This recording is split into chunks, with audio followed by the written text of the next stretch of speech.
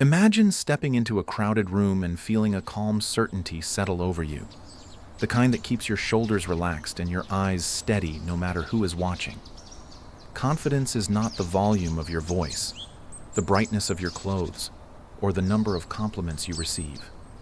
It is the quiet conviction that your skills, judgment, and values will guide you through unfamiliar terrain. That conviction grows from self-awareness that never lies about strengths or blind spots, from experiences that prove you can solve problems under pressure, and from self-trust that tells you today's effort will become tomorrow's advantage. Where arrogance filters out new information to protect a fragile ego, genuine confidence keeps asking questions, keeps adjusting course, and keeps moving. This difference becomes obvious when two people face the same challenge. One asks for feedback, weighs fresh evidence, and refines strategy until a solution appears. The other dismisses advice, brags about innate superiority, and blames circumstances when reality contradicts the boast.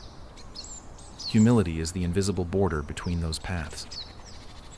Staying on the grounded side is as simple and as difficult as admitting you still have more to learn, sharing credit whenever you can, and recognizing that every person you meet may hold a piece of the puzzle you have been missing. Because the brain is a pattern-seeking machine, the thoughts you feed it determine the evidence it collects. Flood your mind with stories of disaster, and it will gather proof that calamity lurks behind every door. Choose determined optimism, and it will scan the horizon for leverage points. Positive thinking isn't naive cheerleading, but strategic lens selection. When you deliberately focus on past wins, potential solutions, and the skills you are still developing, doubt loses its hold. Instead of whispering that you are unprepared, your inner voice begins to say you are resourceful enough to figure things out as you go. Confidence grows like a muscle when you give it daily exercise. Beginning each morning by looking in the mirror and acknowledging 3 abilities you respect retrains your attention to notice competence rather than deficiency. Breaking significant objectives into bite-sized tasks, then finishing those tasks before the day ends, stacks tangible proof that you make progress when you act. Writing down 3 specific reasons you are grateful, rather than vague statements, shifts the spotlight from what is missing to what is working. Catching a negative thought mid-sentence, challenging its accuracy, and rewriting it in language that emphasizes effort over outcome prevents self-criticism from spiraling. Rewarding yourself for small victories, moving your body, feeding it well, sleeping enough, exploring new subjects simply because curiosity asked you to, straightening your back, and meeting the world at eye level. Each habit is a single fiber. Woven together, they become a rope strong enough to haul you over the steepest doubts. Even when those practices feel solid, criticism can hurl stones at your confidence. The first defense is the slow exhale that inserts distance between stimulus and response, buying you the clarity to decide whether the feedback contains a valuable lesson, a misunderstanding, or noise you can safely ignore. When the message is useful, owning the truth of it out loud and outlining your next step not only accelerates improvement, but signals maturity to everyone watching. When the message is simply harsh, you can let it slide off like rain from a coat, conserving energy for work that matters.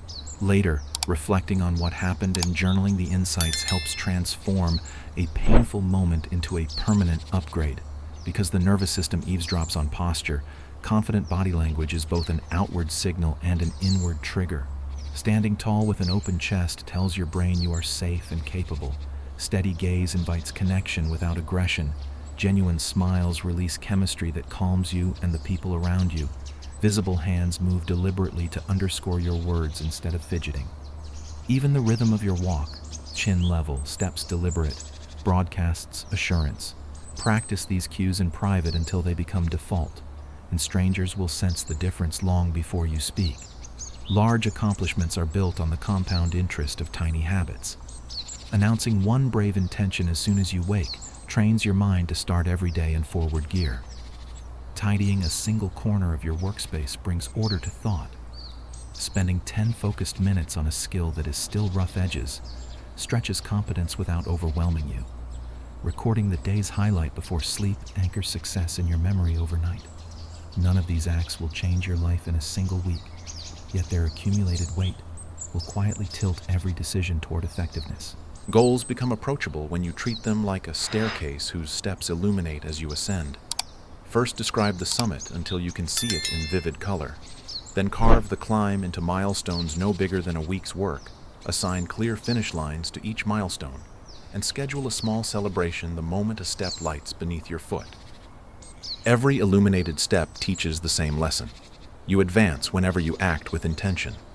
Repeat that lesson often enough, and it becomes the story you tell yourself about who you are.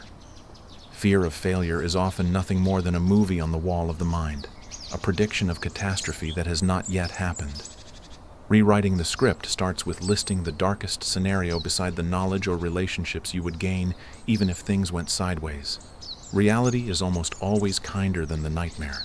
Shifting attention from distant outcomes to the craft of what you are doing right now removes the paralyzing demand for perfection.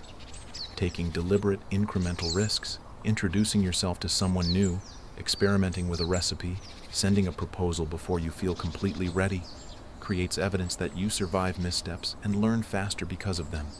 Treating yourself with the patience you would offer a struggling friend allows you to bounce back quickly and try again. Confidence in social situations grows most reliably when you replace performance anxiety with genuine presence. Listen as though you intend to remember stories well enough to retell them later. Ask open questions about details you find intriguing, and exit conversations gracefully when energy shifts instead of clinging from fear of awkwardness. At work, preparation wrapped in calm delivery earns respect. Enter meetings armed with data. Pair every problem you identify with at least one potential solution. Keep a record of contributions and their outcomes so your value is visible, and invite senior voices to critique your approach.